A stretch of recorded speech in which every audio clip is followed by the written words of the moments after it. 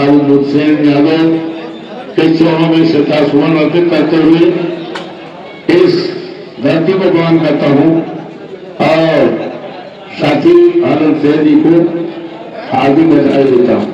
और साथ ही साथ मुझे बहुत खुशी है कि होनहार बेटा अंकुर सेन जो ब्लॉक के हमारे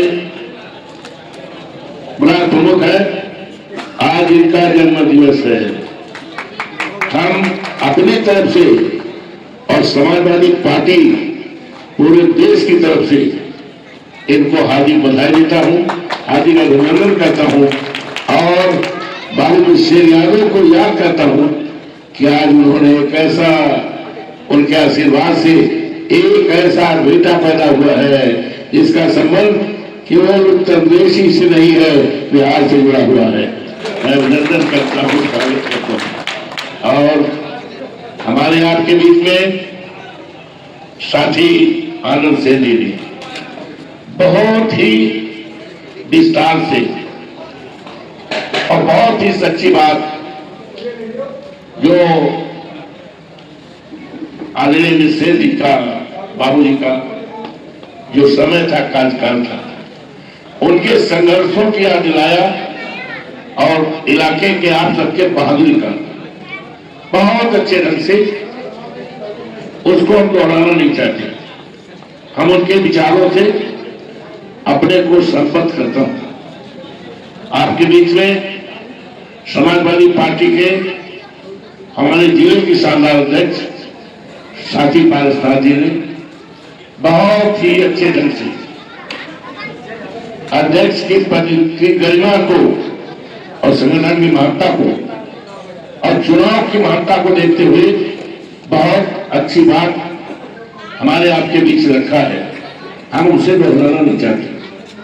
साथी पवन पांडे जी अयोध्या से, तो अयोध्या का नाम तो पूरे देश में है और वहां से विधायक रहे, मंत्री रहे और माननीय अखिलेश जी के आंखों में तारे हैं, हमारे दिल में राज करते हैं, बहादुर साथी हैं और गरीबों के लिए, क्षेत्र के लिए लड़ते रहते हैं।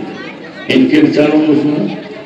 आनंद सिंह पिंटू बहुत बहादुर बेटे हैं और ये बात बढ़ा रहे हैं और समाजवादी पार्टी की पहचान करा रहे हैं कि समाजवादी पार्टी सबकी पार्टी है, किसी एक व्यक्ति के, एक जाति के, धर्म की नहीं है। इसको याद दिलाने का काम हमारे बीच में बैठे हैं अली तो भाई है, आपके आशीर्वाद के लिए हमारा बेटा है। मैं विश्वास दिलाता हूं कि ये हमारे पद चिन्हों पर चलते हुए और बाबू मुझसेन यादव जी के पद चिन्हों पर चलते हुए जिस तरह से उनके मसाल को भाई आनंद सेन और बेटा अंकुर सेन उन्हीं के साथ रह करके ये बेटा अजय प्रसाद जो आपके आशीर्वाद के लिए यहाँ है, ये रह करके बाबू मुझसेन यादव जी ने जो मसाल जलाया है गरीबों के सम्मान के लिए, अन्याय अत्याचार को मिटाने के लिए, उस मसाल को मजबूती के साथ मिलकर करेंगे। हमारे बगल में भाई साहबलाल जी बहुत सौभाग्यशाली हैं कि उनका एक बेटा जज हुआ। इनकी मेहनत का और आप सबके आशीर्वाद का फल है ये है। और बहुत जल्दी महीना खान में एक जज इनके परिवार में और आ जाएगी बेटी को। हम इनको, हम सभी लोग अभी से ही बधाई देता हूं। हमारे सामने, हमारे बगल में बैठे हुए हैं जो नींव है आप सबके साथ अन्याय अत्याचार की केवल लड़ाई ही नहीं किया है, हर तरह से सम्मान किया है और बाबू मुझसेन यादव को ऊंचाइयों तक पहुंचाने का काम किया है बाबू राम कुमार अवस्थी जी। और आज की जो कार्यक्रम की अध्यक्षता कर रहे हैं दादा चौधरी महल सिंह जी, ये दादा क्या इनका तो इतना मजबूत पकड़ धरती कि बाबू विश्वेश्वर यादव के संघर्षों के साथी तरह से गहरा करने काम किया है। हमारी देखता करते हैं, इनका हार्दिक अभिनंदन करते हैं, स्वागत करते हैं। हमारे बगल में बैठे हैं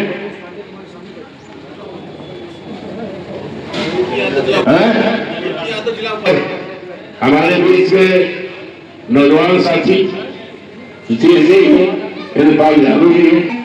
लोकसभा का चुनाव अयोध्या जनपद स्थित फैजाबाद लोकसभा का चुनाव के पहले देश के लोगों की नजर लोकसभा फैजाबाद पर लगी थी, और जब आज चुनाव हो गया तो आज केवल अयोध्या ही नहीं, उत्तर प्रदेश ही नहीं, हिंदुस्तान ही नहीं, सारे देश और दुनिया में आपके वोट का, आपके निर्णय का और आपने जो हमें सांसद बनाया है उसकी चर्चा और आप सबका सम्मान सारे देश और दुनिया में हो रहा है। इसके लिए मैं आपका आभारी हूं।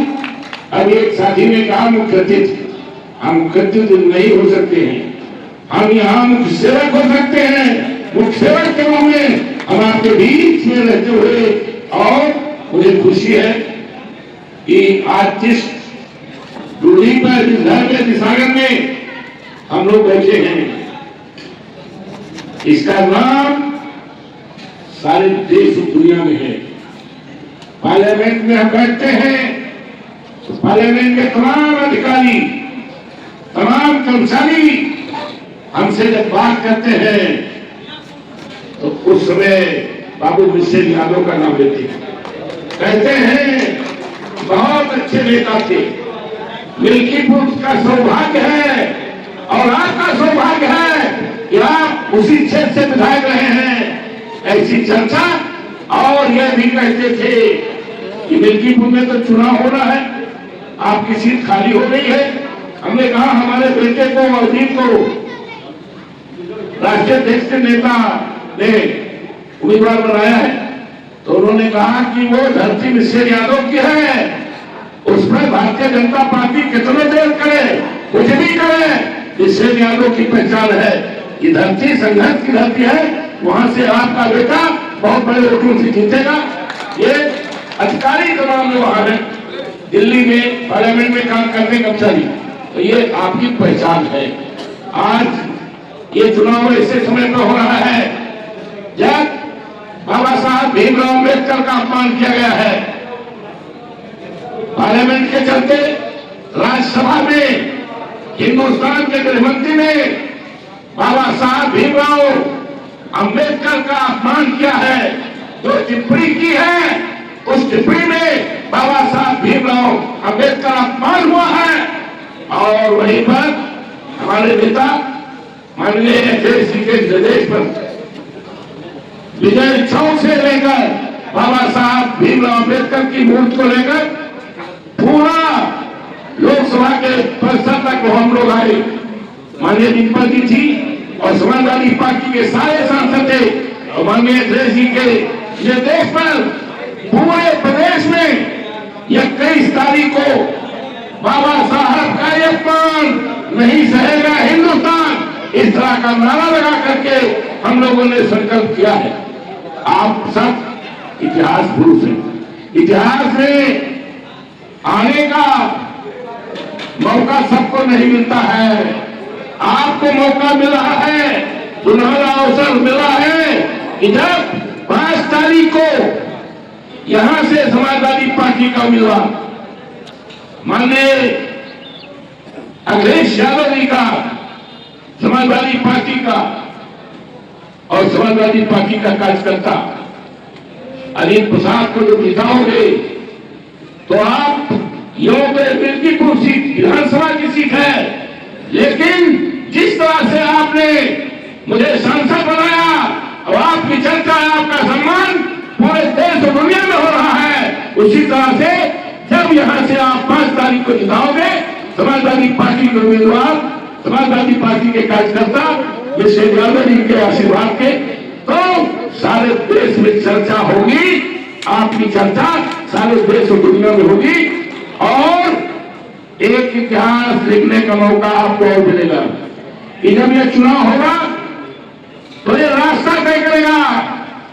27 में विधानसभा का चुनाव होना है, ये रास्ता बनाएगा और रास्ता ये बनाएगा मिल्कीपुर से 27 में जो चुनाव होगा ये रास्ता बनेगा कि भारतीय जनता पार्टी की सरकार का सफाया होगा और इस प्रदेश में समाजवादी पार्टी के उम्मीदवार कल के देश के उम्मीद माननीय अखिलेश जी इस प्रदेश के मुख्यमंत्री बनेंगे और जब बनेंगे तो महंगाई दूर होगी, जब बनेंगे तो नौजवानों को सरकारी नौकरी मिलेगी।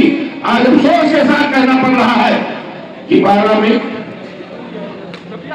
सरकार बनी थी समाजवादी पार्टी की, माननीय अखिलेश जी मुख्यमंत्री बने थे, हम भी मंत्री थे।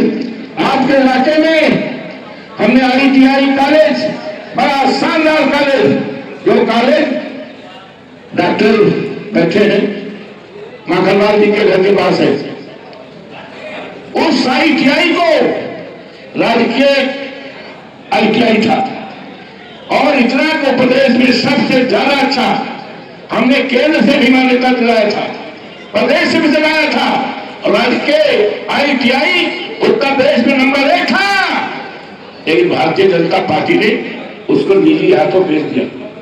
यह अन्याय है, अत्याचार है। काश आज 12 में से जी होते तो क्या यह अन्याय को बर्दाश्त करते? क्या उनका ये परिवार जो बैठा है, जो परिवार बैठा है, जो नेता बैठे हैं, क्या आप इसको बर्दाश्त करोगे? या आपकी ITI को निजी हाथों में उन्होंने भेज दिया है? इसका बदला आपको लेना है, इसको बदला लेना है और जब सरकार बनेगी 27 में 24 घंटे के अंदर राजकीय ITI जो बना था इन्होंने निजी हाथों बेचा है, उस सौदे को कैंसिल करते हुए शानदार जिस तरह से राजकीय था वो होगा, ये होगा क्योंकि इन्होंने बदला किया है। आज आपको संकल्प लेना है, बाबा साहब भीमराव अम्बेडकर का जो अपमान हुआ है वो इस देश के करोड़ों दलितों का, पिछड़ों का और संविधान में यकीन करने वाले देश के सभी सम्मानित नागरिकों का अपमान है।